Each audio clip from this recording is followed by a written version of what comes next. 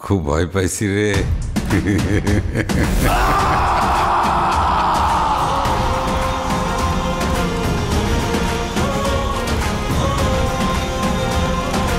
মাথা নষ্ট করা তুফানের অফিসিয়াল টিজার প্রকাশ করেছে চরকি। রায়হান রাফির পরিচালিত এ সিনেমায় অন্য এক রূপে ধরা দিয়েছেন সাকিব খান। প্রকাশ পাওয়া 1 মিনিট 22 সেকেন্ডের টিজারে দেখা যাচ্ছে পুরো সিনেমাই অ্যাকশন আর রহস্যে ভরা। টিজারে দেখা যাচ্ছে বন্দুক হাতে এন্ট্রি নেন সাকিব। এ সময় তাকে বলতে শোনা যায়, পূর্বের কথা মোতাবেক এখন থেকে পুরো দেশকে তুফানের হাতে তুলিয়া দেব। সে যা চাইবে পাইবে, যা করিতে চাইবে করিবে, তাহাতে কোনো কিছুতেই বাধা দেয়ার এখতিয়ার কেউ রাখিতে পারবে না।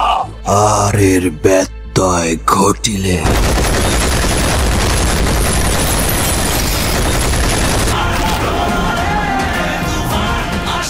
টিজার দেখে ভক্তদের মন্তব্য, কুরবানি ঈদে মুক্তি পেতে যাওয়া এ সিনেমা ছাড়িয়ে যাবে এনিমেল আর কেজিএফ সিনেমাকেও।